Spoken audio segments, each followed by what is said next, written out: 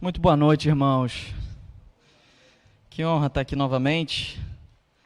Minha família querida, podendo compartilhar uma palavra diretamente do Espírito Santo, do trono de Deus para vocês. Quantos aqui estão animados com essa noite? Pessoal aí do YouTube, espero que a expectativa de vocês esteja alta, porque isso é importante, irmãos. Isso é muito importante. Isso vai determinar a tua fome ou sede, vai determinar o quanto você vai ser abençoado nessa noite aqui. Tudo depende do teu coração. Se já chegar aqui, caraca, esse cara é chato pra caramba, vai falar de novo, aí lascou. Mas se você deixar o teu coração aberto, seus olhos e ouvidos abertos para o que o Senhor vai ministrar nessa noite aqui, vai ser uma grande bênção e você vai receber. Amém? Quantos aqui tem fome e tem sede de Deus? Amém. Esse último mês para mim foi um mês um pouco curioso, que me fez refletir bastante. Algumas pessoas aqui já sabem, mas nesse último mês eu caí num belo de um golpe. Infelizmente a gente vive numa cidade, complicada, Rio de Janeiro, e eu fui adquirir um carro e fui comprar num desses sites. E tudo certo, conferi seguro, conferi a situação cadastral do carro, sem nenhuma pendência, nada consta, tudo bonitinho, tudo legal. Na hora que eu fui lá, encontrei a pessoa, que estava oferecendo o carro, na realidade era uma pessoa física, e de uma forma normal, tudo aconteceu de uma forma normal, encontrei, vi o carro funcionando, fomos no cartório, reconhecemos a firma, transferi dinheiro para a conta, tudo beleza, ok. Acaba que essa pessoa, que me vendeu esse carro, naquele dia estava falando em algumas vezes sobre Jesus. Então ela falou uma ou outra vez, não falou toda hora, mas enfim, naquele curto período que a gente estava, ele falou ali sobre Deus. E beleza, fui para casa com um carro novo, cheguei em casa, beleza. Acaba que 2 dias depois eu descobri que o carro era clonado e não teve outra saída, óbvio, tive que entregar o carro para a polícia, basicamente perdi o carro, perdi o dinheiro, que tinha entregue ali, para aquele estelionatário que se passou por uma outra pessoa, ou seja, tinha o mesmo carro igual, rodando, eles roubaram o carro, fizeram toda a adulteração, de chassi, enfim, e me repassaram esse carro. Acabou que, enfim, como disse, perdi o carro. Mas enfim, Deus é muito bom e Ele vai me restabelecer, eu tenho absoluta certeza que Deus ele vai me dar muito mais em dobro, não estou nem um pouco abatido com essa situação, mas uma coisa me chamou muito a atenção, o fato desse cara 1 ou 2 vezes falar de Deus. Eu comecei a pensar sobre essa questão, sobre o quanto que a palavra de Deus está na boca das pessoas e o quanto nós, como filhos de Deus, a nossa cidade, o nosso estado, o nosso Brasil, não tem impactado o mundo. O lugar onde é que a gente vive realmente está um caos. E eu comecei a me perguntar por quê. Para quem não sabe, eu sou um dos coordenadores da Escola de Negócios, e lá a gente fala muito sobre essa questão de governo, Mas durante um tempo aqui, nesse culto, enquanto a gente cantava uma música dizendo que Deus, que Tu reine aqui e que Tu reine através de mim, eu comecei a continuar perguntando, poxa Deus, mas onde estão de verdade os verdadeiros filhos de Deus, que são empoderados pelo Teu chamado como reis e sacerdotes? Porque se a gente fosse de fato reis e sacerdotes, se a gente estivesse reinando com Cristo, governando o nosso bairro, a nossa cidade, a nossa nação, certamente a gente teria um país completamente transformado, é ou não é verdade? E eu comecei a me perguntar isso, e o Senhor me trouxe essa palavra. Essa palavra, O título da palavra chama-se Chamado à Maioridade. Pô, Daniel, o que você está querendo dizer? O que tem a ver maioridade com tudo isso? Eu vou falar para vocês já já. A verdade é que a gente está vivendo um tempo em que os filhos de Deus parecem que não estão se manifestando. Por quê? Onde é que está todo esse poder? A gente vai para as conferências, a gente vem para cá para os domingos e a gente não está se portando como verdadeiros filhos. Irmãos, 12 apóstolos, um homem e 12 apóstolos, 12 discípulos de Deus, converteram milhões e milhões de pessoas. Eles de fato causaram uma grande transformação no mundo. Como é que nós, hoje, com um país 80% se dizendo cristão, como é que a gente pode estar vivendo essa situação? E uma das conclusões que eu cheguei é que a nossa igreja precisa ser evangelizada. A gente vem, fala, né, os nossos presbíteros, os nossos pastores, os nossos apóstolos comunicam a palavra de Deus. Aqui a gente louva a Cristo. Mas chega durante a semana e parece que a gente não se convenceu do que os nossos presbíteros eles estão. Tanto, mas o nosso coração precisa estar aberto, amém? O nosso coração precisa estar aberto. O nosso solo tem que estar fértil para multiplicar. E sabe, um dos grandes problemas da igreja atual é que a gente vem para cá de uma forma completamente como se fossem menores de idade, querendo vir aqui simplesmente para receber. A gente vem para a igreja para receber sensações. Eu vou para a igreja para sentir o meu pelo ficar arrepiado. Eu vou para a igreja para ouvir uma palavra. Eu vou para a igreja para receber uma profecia. E eu não estou falando que isso está errado não, isso é bênção, isso faz parte do corpo.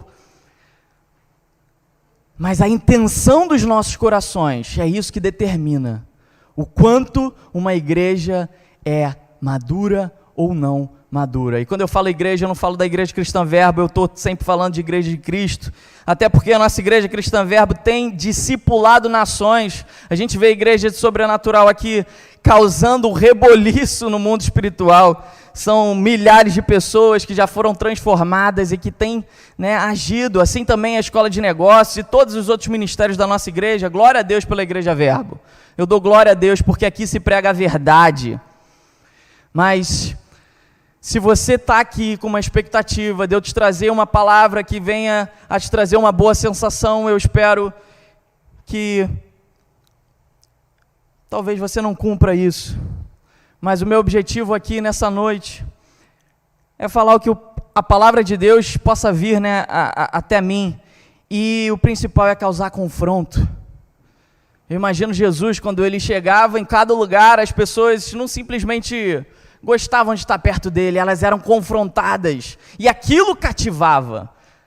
É engraçado que hoje em dia, você vai nos Instagrams da vida, você vai nos Twitters, esses influenciadores, todos eles estão adotando uma postura de confronto, confrontando as pessoas. O Instagramzão, o influenciador legalzão, ele não é mais aquela coisa, né, mas aquele Instagrammer, aquele influenciador que confronta as pessoas, essas pessoas estão gostando. Por quê? Porque as pessoas não estão sentindo falta de ser cuidada. E o Senhor hoje, Ele quer confrontar aqui sempre, toda a palavra, Ele quer confrontar a gente, fazer a gente converter dos nossos maus caminhos e seguir a nossa jornada em busca do reino. Mas a verdade, irmãos, pergunto a vocês, será que a salvação e a fé, a gente vê, né, como eu disse, que o nosso país ele está meio complicado, e a gente tem um povo que parece que está salvo sim, mas eu pergunto a vocês, será que a salvação e a fé basta para a gente viver a plenitude de Deus? Será que a salvação e a fé que a gente recebe quando a gente nasce de novo, basta para a gente viver uma vida aperfeiçoada no amor do Senhor? Romanos 10:13 diz assim: aquele que clamar o nome do Senhor, esse vai ser salvo. É simples. A salvação vem por crer. Basta a gente crer. Naquele momento você crê, você entrega o seu coração para Cristo. E a palavra de Deus simplesmente diz que você está salvo ali. Mas muitas das vezes, quando o nosso coração em relação a gente se chega a Cristo e a gente quer ser salvo muito também para não padecer do inferno, é ou não é verdade? Nós cristãos, como ser humano, como parte, de uma carne, a gente gosta muito de recompensas. A gente gosta muito de recompensas. Mas a gente, como filho de Deus, jamais pode estar preocupado ou intencionado com a recompensa que Deus vai dar para a gente, simplesmente. Não padecer, não ir para o inferno, ou ir para o céu, mas simplesmente focar na sua presença. Essa é uma chave importante, que eu tenho certeza que todos aqui, a gente vive uma igreja que, graças a Deus, a gente não tem esse problema. Mas a gente precisa amar a pessoa de Cristo e não nunca a recompensa que vem através dele. É claro que é bom, é claro que o reino está aí, Deus dá heranças para a gente, mas o principal, o nosso foco tem que estar sempre na pessoa, na presença, que o Rodrigo sempre gosta de falar. Salvação jamais é por mérito, salvação é por graça, simplesmente a gente precisa crer. Isso é muito bom, mas Deus tem um plano muito maior para mim e para você. Deus quer que a gente transforme o mundo, que a gente discipule nações, que a gente cure enfermos, que a gente espalhe o reino de Cristo, porque a gente é filho, é ou não é verdade? Mas sabe, irmãos, só com a fé a gente não consegue alcançar tudo aquilo que Deus quer dar pra gente. Sabe, uma vida em abundância, a gente já ouviu falar isso aqui, a gente lê a palavra e a gente fala, poxa, a gente sente alegria quando a gente lê, que Cristo quer nos dar uma vida e uma vida em abundância. Mas essa vida e uma vida em abundância não depende simplesmente de um ato de fé. Para você alcançar tudo que Deus tem para você, a gente precisa de algo a mais do que fé, algo a mais do que crer, algo a mais do que falar: Senhor, eu te recebo como Salvador da minha vida. Sabe, uma das coisas fundamentais para a gente viver a plenitude que Deus tem para nós chama-se maturidade. Mas o que é maturidade? De uma forma cristã, no evangeliquez, eu te digo que maturidade é você ser transformado e você transformar. Amém? Mas o que a gente vê hoje é uma igreja, é uma geração que prefere chupeta e mamadeira do que oração, joelho no chão, entrega, cruz. A gente quer ser cuidado.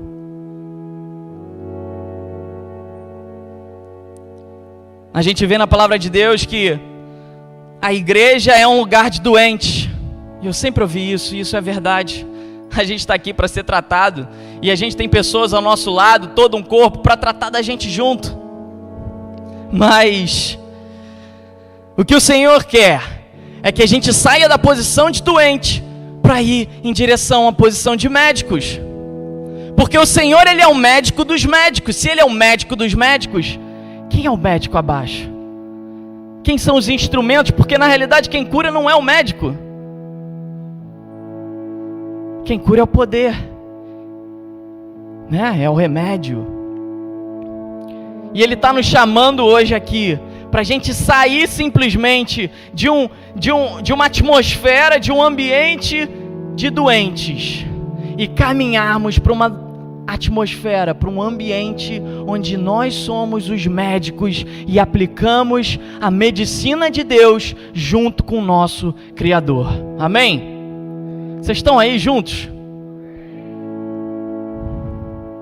A igreja não é para ser berçário, não é para ter chupeta e para ter mamadeira. É para a gente acolher sim os novos na fé. Como é bom nascer de novo. Como é bom se entregar para Cristo. Mas há um segundo passo, que nos requer compromisso, que nos requer responsabilidade, que nos requer pagar o preço junto com Cristo. Mas nem sempre isso é confortável, né? Eu queria ler Gálatas 4, 1 a 7.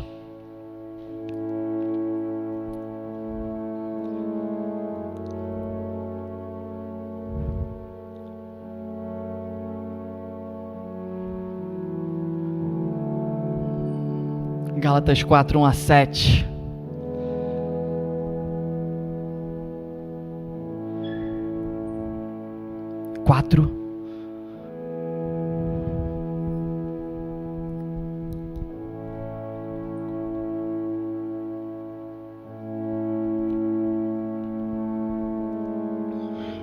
Pessoal da multimídia, 4.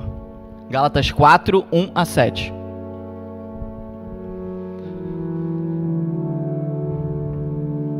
Amém. Diz assim a palavra de Deus: digo, pois, que durante o tempo em que o herdeiro é menor, em nada difere de escravo, posto que é ele senhor de tudo. Mas está sob tutores e curadores até o tempo pré-determinado pelo Pai.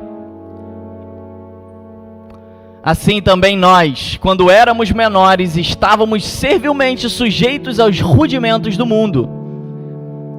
Vindo, porém, a plenitude do tempo, Deus enviou seu Filho, nascido de mulher, nascido sob a lei, para resgatar os que estavam sob a lei, a fim de que recebêssemos a adoção de filhos. E, porque vós sois filhos, enviou Deus ao nosso coração o Espírito de seu Filho que clama, Abba, Pai. De sorte que já não és mais escravo, porém filho, e sendo filho, também herdeiro por Deus. Esse versículo a gente já leu algumas vezes. Certamente você já leu algumas vezes esse versículo. E fala sobre essa questão de filho. Mas eu queria ressaltar aqui que gente imatura, como disse lá no primeiro versículo, gente imatura jamais está pronta ainda, ou melhor, não é jamais, não está pronta para administrar uma herança. Disse a palavra de Deus que os filhos, quando são menores, eles estão sob a administração de tutores e curadores. E esses tutores e curadores que administram a herança. Sabe, sem maturidade, nenhum de nós, por mais extraordinária, por mais abençoada, por maior que seja a herança de Cristo, pode ser introduzida à plenitude dela. Isso não sou eu que estou falando, é o que a gente pode entender desse versículo. O filho menor de idade, ele é sim um herdeiro. E quando nós nascemos de novo, nós somos chamados de filhos. E todos aqui são filhos porque aceitaram Cristo como Senhor e Salvador da sua vida. Mas todo filho que é menor de idade, ele ainda não pode meter a mão em toda a herança do pai. O pai tem uma herança gigantesca, mas ele tem que esperar crescer em um determinado momento. E aí sim, colocar a mão nessa herança. Quem aqui não lembra do filho pródigo? O que aconteceu quando o filho, que não estava pronto para administrar uma herança ainda, o que ele fez? O filho pródigo quis porque quis tomar a herança do pai. E curtiu o mundo. ir para as baladas, beber, ir para as mulheres. O pai simplesmente consentiu naquele momento. Mas ele temeu. E o filho pródigo foi. E o que aconteceu? Ele perdeu tudo. Por quê?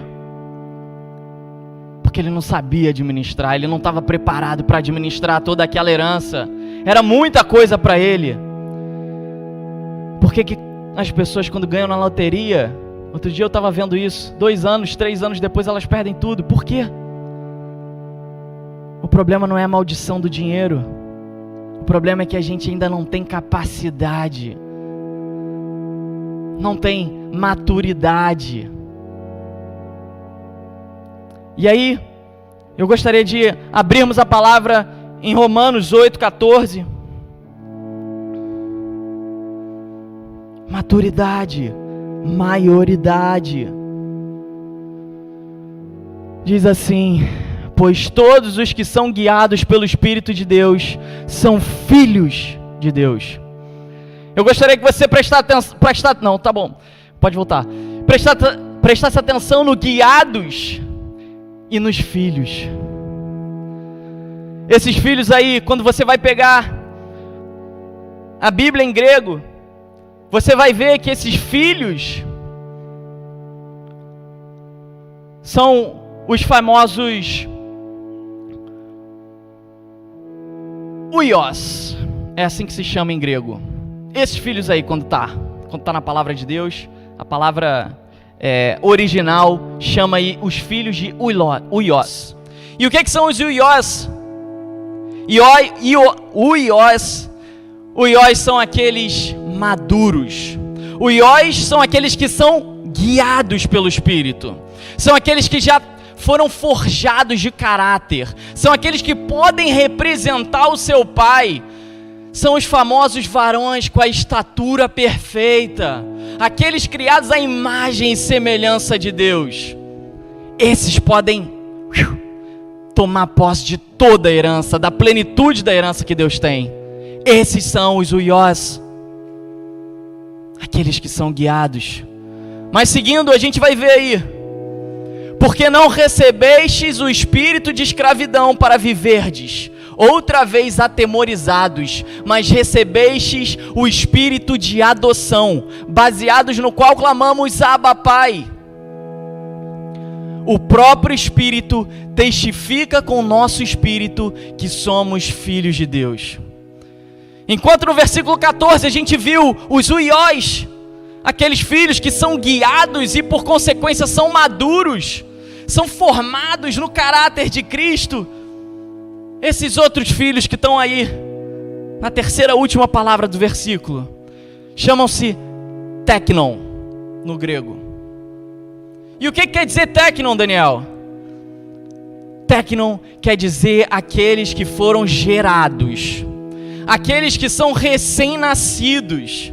Quando você acredita em Cristo e você recebe a salvação, recebe Cristo no seu coração, você é chamado de teknon, um filho ainda mais novo, que não é ainda forjado pelo caráter total do pai, que ele não pode ainda representar o pai em todas as suas circunstâncias e todas as suas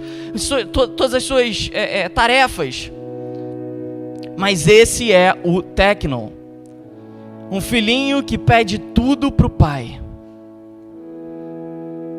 Em compensação, os oios são os filhos que chegam junto do pai e perguntam para o pai o que ele quer que eles façam, que ele faça. Nem todos os filhos podem ser chamados de huios. Nem todos os filhos podem ser chamados de maduros. Nem todos os filhos podem ser chamados de caráter igual ao de Cristo. Nem todos os filhos podem representar em toda a sua glória o nosso Deus. Porque antes ele precisa passar por algumas questões para que ele se torne um huios. Mas ele já é filho. Ele já pode sentar na mesa do pai. E é muito bom isso. ele já pode comer junto com o Pai, ele já pode fazer muitas coisas que o Pai faz também, mas tudo, ainda não. Ele precisa chegar à maioridade espiritual. Hoje a gente vê na igreja algumas pessoas assim, não te digo mais uma vez, quando eu falo igreja, eu não falo da igreja Verbo, eu estou falando da igreja de Cristo. A gente vê alguns pré-tecnon, que são aqueles que, famosos João Esquenta-Banco. Vocês já ouviram falar do João Esquenta-Banco? Famoso varão que vem, senta, mas durante a semana, meu irmão, é só misericórdia. Segunda a sábado, esquece. Ele vem aqui na igreja para tentar ser salvo um dia, quem sabe, né? Quem sabe? Eu estou indo para a igreja. A gente tem os tecnos, que são esses que são salvos, recém-nascidos, que muitas das vezes vivem uma vida de meio laicar, mas eles têm no coração deles, e eles chegam aqui sempre no primeiro dia do mês, primeiro domingo do mês, e fazem a ceia e pedem perdão para Deus. Deus, me perdoa.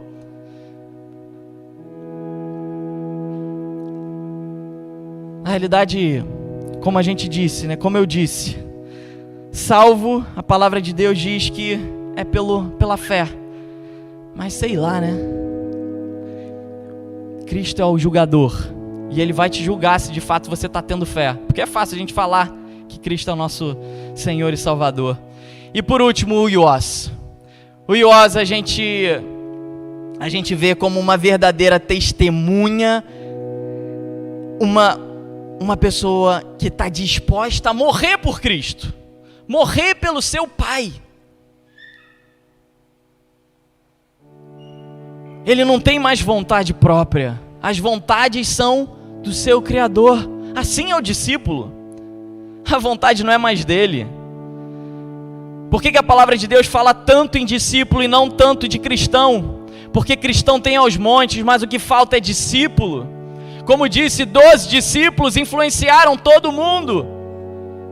Você imagina se a gente estivesse aqui, todos aqui como discípulos de Cristo, em que as nossas vontades não fossem determinantes, mas que a gente vivesse guiados pelo Espírito, como diz o Huios de Deus, guiados. A sua vontade é a vontade do Pai. Assim são os discípulos. O que não falta na igreja são boas intenções, mas o diabo não está nem aí para boas intenções. O diabo está com medo mesmo de discípulos que se crucificam com Cristo, que seguem ao Deus Todo-Poderoso e não temem.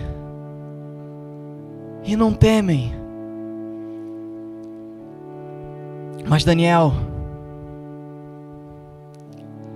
a maioridade ela só vem com o tempo, a maturidade. Como é que funciona essa questão dos Huios? Você está falando de maturidade, e eu quero ser maduro, Daniel. Eu quero dar esse passo em direção a Cristo. Eu preciso ser maduro, eu quero compartilhar de toda a herança. Eu quero viver uma vida de plenitude e abundância, eu quero. Eu te digo, maturidade não vem sem tempo. O tempo é importante também. Porque para você atingir a sua maioridade, você precisa entender que nada é instantâneo. Eu sou auditor fiscal da Receita Federal e eu passei por um momento, antes de passar para a minha prova, que a gente falava que era HBC, horas bunda na cadeira. Então se você não tinha 10 mil HBCs, você não conseguia passar no concurso, porque você tinha que sofrer ali, era difícil. Você tinha que passar por esse tempo. E nós também, para chegarmos numa maturidade espiritual, na maioridade de Cristo, que nós tenhamos, a gente precisa de HPC, horas prostradas no chão. Não é à toa que Jesus começou o seu ministério com 30 anos. Por que ele não começou antes? Porque precisava um pouco de tempo. Por que os sacerdotes antigamente só podiam ter sacerdote com 25 anos?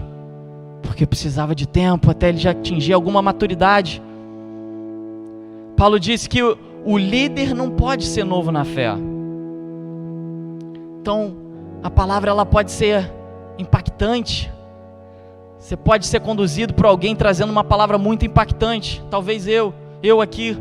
Mas isso não quer dizer que eu sou maduro espiritual. Porque não é isso que determina. Agora, só o tempo garante maturidade? Não. Hebreus 5:12. Paulo exorta os hebreus, dizendo: porque, devendo já ser mestres pelo tempo, ainda necessitais de que se vos torne a ensinar quais sejam os primeiros rudimentos da palavra de Deus. Não é só com tempo. E esse tempo não é só o tempo físico, tá? Esse tempo é um tempo espiritual. De quanto que você está se descendo na intimidade com Cristo, quanto que você está se jogando diante dos pés de Cristo. Isso é o tempo espiritual. Tem tantos irmãos com 30, 40 anos de igreja que estão muito atrás de irmãos que têm 1 ano de igreja, em maturidade espiritual. Por quê? E eu te pergunto, e você? Mas saiba que maturidade é tempo espiritual com mais alguma coisa. É como se você for tirar uma certidão uma carteira de motorista. Você só pode a partir de 18 anos. A partir dali você tem propriedade para tirar. Antes não. Ou seja, você precisa de tempo. Mas não é só tempo. Não é só o tempo espiritual de Deus.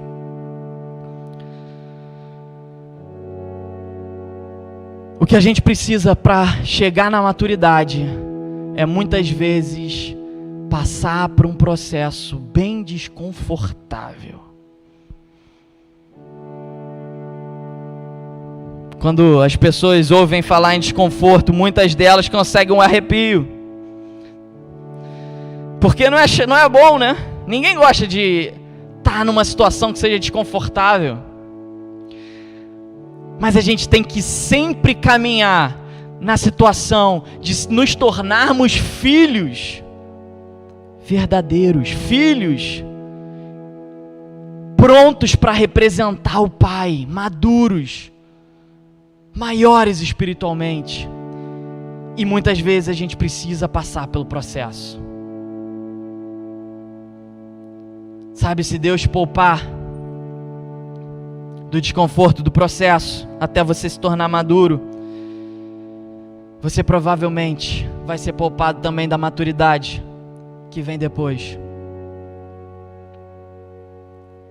Para eu estar aqui, eu precisei me desconfortar, mais ou menos. Quando a gente vem trazer uma palavra, a gente precisa estudar, a gente precisa gastar tempo, a gente precisa estar junto com Cristo. E para muitas pessoas isso é desconfortável.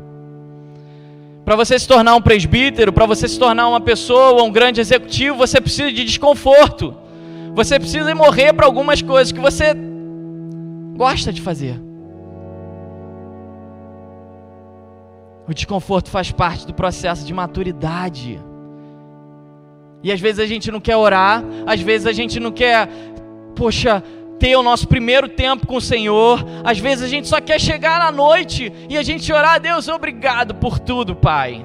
Ou então, durante os nossos almoços, os nossos jantares, nas refeições: Deus, obrigado pelo que você me deu.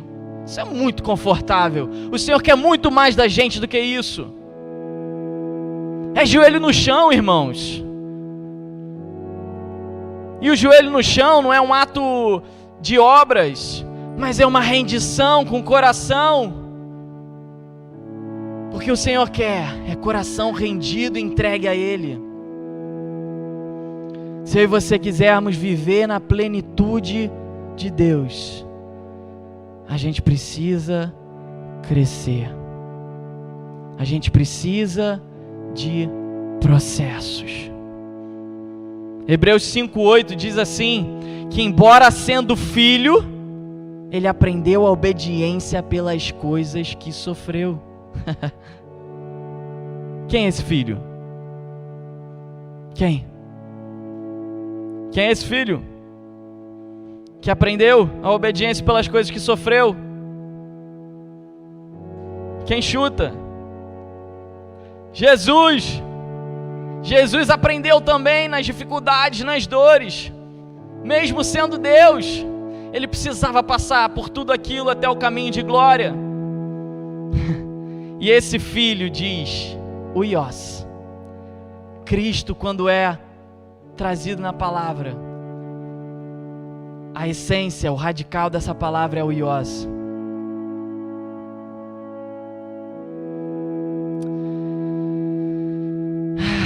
O fato da gente ser filho não nos torna basicamente um semideus. A gente gosta de falar que a gente é filho. Isso é maravilhoso, você tem que sempre carregar, independente do tempo que você tem de cristianismo, o tempo que você tem de rendição a Deus. Você tem sempre que entender que essa é a tua identidade e que Cristo está junto contigo a todo momento, que você tem direito à herança de Cristo. É fundamental você entender tudo isso.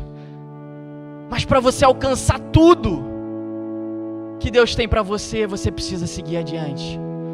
Você precisa sair do teu conforto. Você precisa se comprometer com as obras. E as obras não é simplesmente durante esse culto. As obras é no teu trabalho, falando do Senhor, sendo um verdadeiro discípulo, fazendo caridade, enfim, sendo um verdadeiro filho.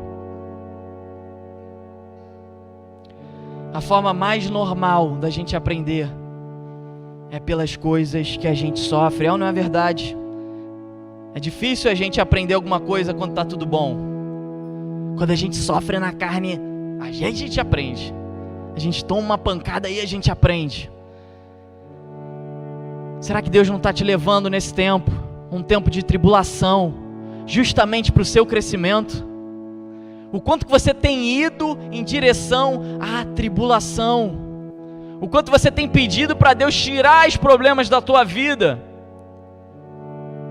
ao contrário de pedir costas mais largas para Deus, para que você resolva problemas. Eu, quando era novo, formado em economia, fui trabalhar com meu pai. E engraçado que eu estava cheio de coisas teóricas na minha cabeça. E aí eu quis chegar e mudar um monte de coisa que ele queria, ou melhor, da empresa. E chegou meu pai e falou assim: cara, isso aqui a prática é uma, a teoria é outra. Até eu chegar aqui eu demorei 30 anos para aprender o que eu aprendi. Você acha que você, com o teu conhecimento teórico, você vai conseguir mudar tudo? Não. Pode ser bom, mas calma. Eu sofri muito. E o quanto você tem sofrido? Porque se você não tem sofrido, é sinal que a tua vida está muito tranquila. E o Senhor fala que os mornos serão vomitados. A gente precisa estar indo em direção à tribulação. A gente precisa estar indo em direção a mais conhecimento. E por consequência vai vir tribulação. Que diz a palavra de Deus, a tribulação gera perseverança. A perseverança gera experiência. A experiência gera esperança em Deus. Então, para você viver tudo aquilo, você precisa passar por esse processo de tribulação. E a fazer coisas que você não quer. Eu não sei qual é o teu ministério, eu não sei o que Deus tem colocado na tua vida, eu só quero te trazer aqui à mente que você precisa ser usado por Deus, se colocar à disposição de Cristo, e automaticamente, meu irmão, desculpa, mas os problemas vão aparecer. Grandes poderes geram grandes responsabilidades. O problema não é o problema. O problema é a tua reação quando enfrenta o problema. Como você tem reagido? As dificuldades espirituais que Deus está colocando na tua vida para você crescer. Vocês sabem qual é a diferença entre o diamante e o carvão? Ambos são constituídos das mesmas moléculas. Ambos são feitos de carbono. A única diferença é a pressão. Um diamante ele é submetido a pressões altíssimas. E aquilo lapida ele. E ele se torna puro.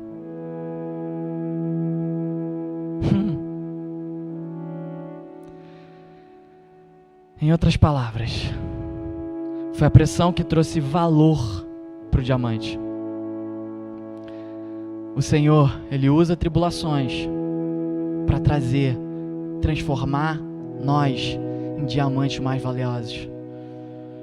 E com a tribulação vem a perseverança. Se você desistir de primeira, qualquer tribulação, você não vai alcançar a tua maioridade espiritual. Você precisa perseverar, você precisa dar a resposta certa para Deus. E com a perseverança vem a experiência. E aí a gente chegou. A maturidade, a aprovação. Sim. Hoje você pode estar pensando que você está entrando numa grande fogueira, mas mais para frente você vai ter agradecido o Senhor de não ter te poupado de encarar todas essas dificuldades, todas essas adversidades, porque isso não te poupou a chegar à maturidade espiritual.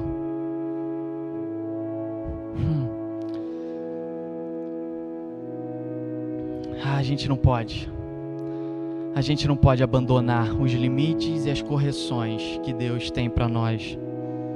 Da última vez eu falei mais um pouquinho sobre isso, então não vou entrar muito nesse sentido. Mas Deus, Ele trabalha muito com confronto. Você que é pai, eu duvido que você já criou um filho falando sempre sim para ele. Eu duvido.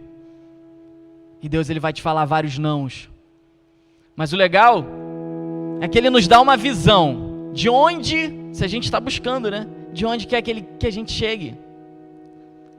E se a gente chegar lá até o final e olhar para trás e olhar o processo, talvez a gente não gostaria de passar por todo esse processo. Mas se a gente simplesmente tem uma visão, Deus nos dá a visão que somos filhos, que somos herdeiros, e o propósito de cada um especificamente. Isso nos dá esperança de, mesmo com todos os percalços que a gente vai passar, mesmo a gente sem saber o tamanho dessas dificuldades, a gente vai vencer.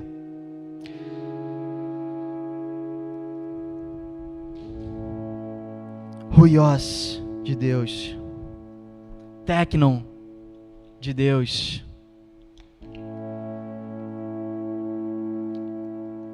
E já chegando ao final, eu gostaria de trazer a vocês algumas das evidências de maturidade, de uma forma bem rápida.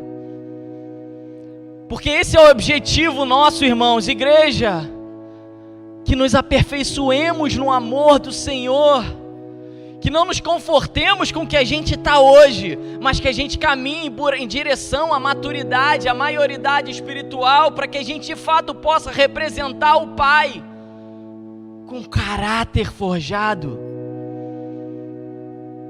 Maturidade é andar em santidade, meus irmãos. Eu não vou ler aqui, eu tinha até colocado um versículo, mas eu não vou ler. Mas eu te digo que santidade não salva ninguém, é basicamente uma consequência da salvação. Se você é um homem salvo e tem o Senhor como Senhor da tua vida, não apenas como Salvador, mas como Senhor, teu dono, o teu Deus, que é uma diferença. Às vezes a gente vive como só quer Deus como Salvador, né? Porque Senhor é chato. Senhor é deixar a gente, o nosso eu, de lado e fazer o que Ele quer, porque Ele é o nosso dono. Mas andar em santidade é isso. A gente precisa andar em santidade, morrendo para os nossos desejos, para a nossa carne. Uma evidência de maturidade é a gente representar o Pai. O Iós representava o Pai. Imagina você pegar uma procuração e andar pelas ruas com o nome de Jesus. A gente ora em nome de Jesus, mas a gente carrega o nome de Jesus. O problema da igreja está assim hoje, não é porque a gente está testificando pouco, é porque a gente está testificando muito, mas a nossa testificação é errada. A gente não está se mostrando para o mundo como filhos verdadeiros. E o que faz o mundo? Não nos dá qualquer credibilidade. Claro, ele vai olhar para um cristão, ele vê o marido e a mulher brigando. Ele olha para o cristão, ele vê o chefe dele, que é o dono de uma empresa, sem pagar o imposto. Ele vê os sócios, ele vê dentro da igreja aqui muita fofoca. por que ele vai querer fazer parte de uma igreja? Qual a imagem que a gente está trazendo para o mundo? Mas a gente tem que caminhar em nome de Jesus. Saiba que você caminha com essa procuração. Você representa o Pai em tudo que você faz. Você compartilha sofrimento com o sofrimento de Deus. Eu imagino Deus olhando para o Rio de Janeiro e falando assim: meu Deus. Eu imagino Deus olhando para o Rio, para o nosso país, e falando: caramba, eu estou triste. E o que você está fazendo em relação a isso? O que nós estamos fazendo? Toda palavra é para mim também, principalmente, irmãos. Quando eu falo uma palavra aqui, quando qualquer um de nós falamos uma palavra, a gente nunca fala simplesmente para a igreja, mas fala principalmente para nós, e o diabo ele vai depois tentar em relação a isso. Mas quanto que você tem compartilhado os sofrimentos de Cristo? Quanto? Quanto é que você tem chorado com Cristo e falando: Deus, você quer o Rio de Janeiro? Deus, eu vou junto para o Rio de Janeiro. Não importa o que aconteça, custe o que custar. Deus, a minha empresa está errada. Deus, e você está chorando em relação à minha empresa, como: Deus, eu vou me entregar espiritualmente para a minha empresa, e isso vai acontecer, grandes coisas vão acontecer. A gente precisa compartilhar com o sofrimento de Cristo. É isso que Ele espera de um filho maduro. Não somente você fique fazendo teu churrasco na tua casa, assistindo o jogo do Flamengo, que eu gosto muito de assistir o jogo do Mengão, porque Mengão é muito bom e eles ganham de 5-1. É uma benção. E eu gosto, mas não é só isso. Outro dia eu me peguei com um relatório no meu celular, 4 horas de média na semana no celular. Tudo bem que quando eu vou para academia eu fico ouvindo um audiobook, eu fico ouvindo pregações, enfim. Mas eu falei: tá errado. Como é que eu estou gastando 4 horas num celular? Eu podia estar frutificando para Cristo, eu podia estar agindo de alguma forma, pensando no irmão, pensando em discipular, fazendo, curando. 4 horas. E se você gosta desse tema também, no próximo dia 29, se não me engano, a gente vai falar sobre uma palestra sobre redes sociais. O Glauco está lá atrás, arrumou uma grande palestra para a gente. E você está convidado a fazer parte dos problemas que as redes sociais têm causado. Eu gostaria de ir chamando o grupo de louvor aqui. Sabe, maduros, filhos maduros, eles discernem o bem e o mal. Uma criança, ela vai em direção ao precipício, e se puder, ela pula. Por quê? Ela não entende qual o bem e qual o mal ali, o mal daquela questão. Mas nós, como filhos, a gente tem que se segurar em algumas situações, irmãos, porque a gente tem que ser maduro, discernir o mal. Filhos maduros reproduzem e multiplicam. Qual tem sido o seu solo? A gente conhece a parábola da semeadura aqui, a gente já leu. Mas pergunto: qual tem sido o seu solo? Tem sido fértil? Ou as palavras que são pregadas aqui, elas têm vindo junto com espinhos, com abrolhos, e têm impedido teu crescimento, e têm impedido você de frutificar? Não há maturidade sem frutos. Todo fruto maduro, ele gera novos frutos. Essa é uma grande evidência. Eu gostaria de pedir para você se levantar. Sabe qual é a diferença entre a gente alcançar? Como é que a gente pode alcançar a maioridade? Eu já falei diversas coisas aqui, mas é basicamente com o nosso coração. Tem um ditado no mercado que fala: burn the bridges. Você tem que queimar as pontes, para que não haja planos B. Isso diz o mercado. Mas isso também pode ser aplicado aqui na igreja, na nossa vida cristã. O único plano para a nossa vida tem que ser aquele que Deus preparou para a gente, irmãos. Mas a gente quer levar os nossos planos. Não pode ter plano B. Se você tem um plano B, se você tem um plano do teu coração, e você consegue discernir isso, porque isso há paz. Uma forma de você discernir é se há paz nos teus planos. Mas está cheio de irmão fazendo e depois perguntando para Deus, ou depois pedindo: Deus, perdão, Senhor, ó Deus, me corrija nesse caminho. Não, porque logo antes a gente não faz o certo. E isso é morrer. Por que Deus rejeitou Caim? Caim entregou uma oferta para Deus. Ele veio, é como se ele viesse aqui à igreja e levantasse a mão e louvasse a Deus. Mas por que Deus rejeitou ele? Porque aquilo era uma oferta de mãos e não uma oferta de coração. Ele não quer o que você faz, mas Ele quer o que você é.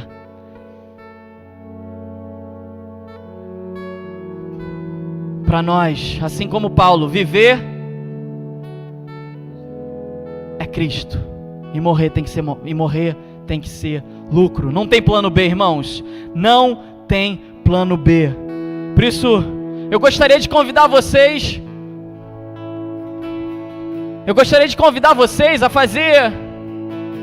a estarmos louvando aqui. E depois eu vou conduzir uma oração final.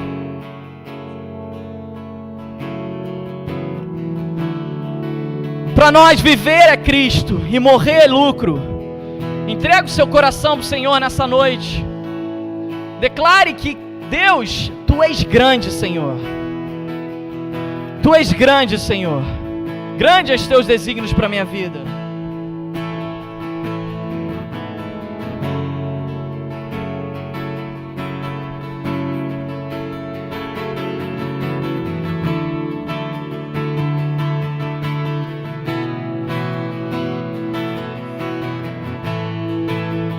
Tu és maior do que tudo, Senhor. Quão grande é o meu Deus, cantarei quão grande é o meu Deus, todos verão quão grande é o nosso Deus.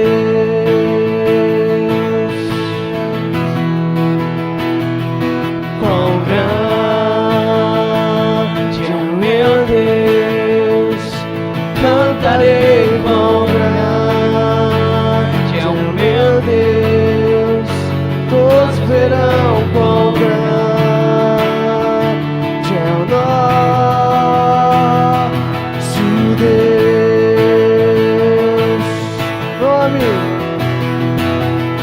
Nome sobre todo nome, Tu és digno de louvor. Eu cantarei quão grande é o meu Deus. Nome sobre todo nome, Tu és digno de louvor. Eu cantarei quão grande é meu Deus. Imagine, feche seus olhos agora, imagine. Imagine. Cantarei quão grande é o meu Deus. Imagine você. Na realidade, imagine Jesus. Imagine Jesus junto de uma multidão. Ele era acompanhado por muitas pessoas.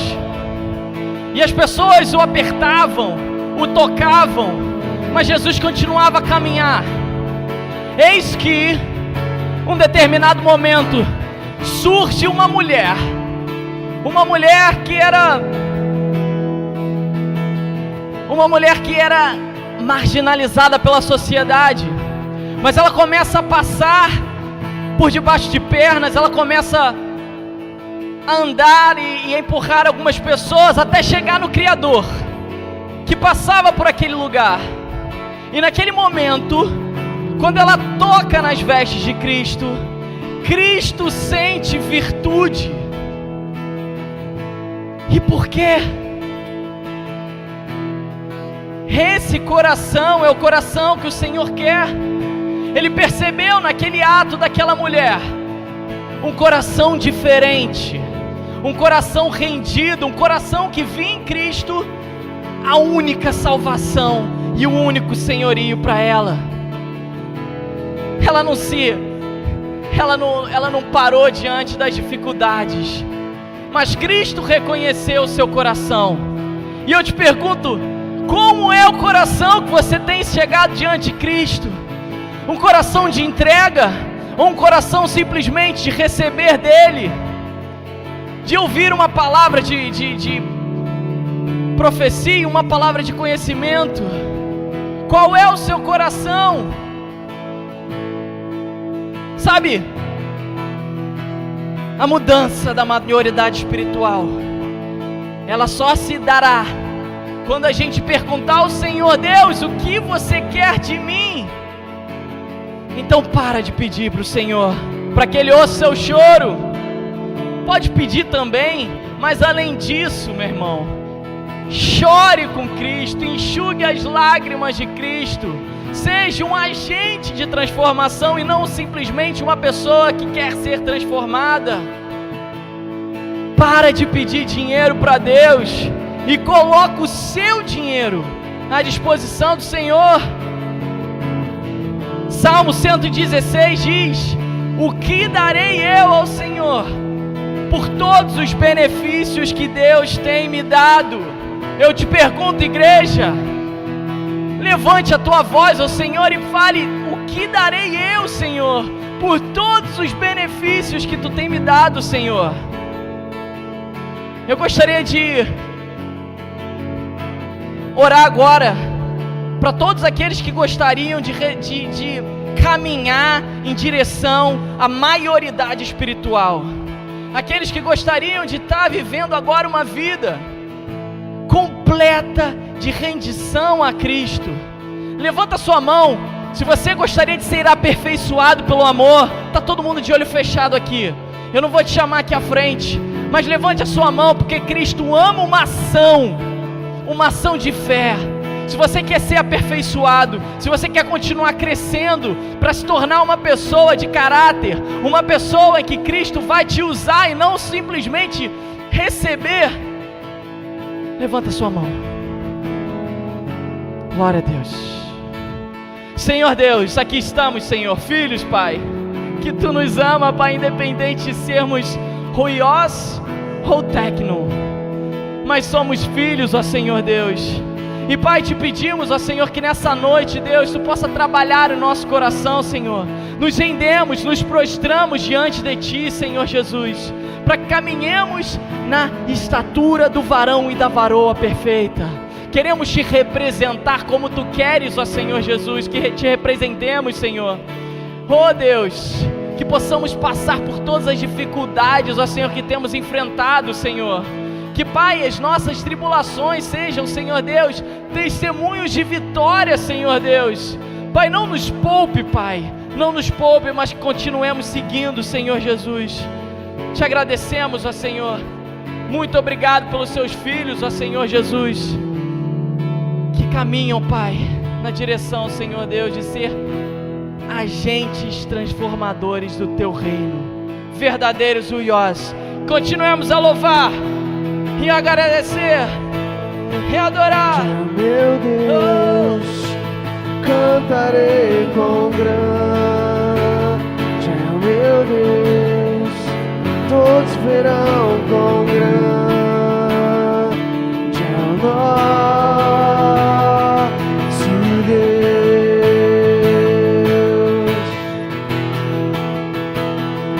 Nome sobre todo nome,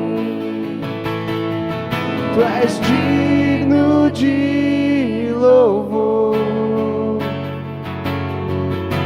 Eu cantarei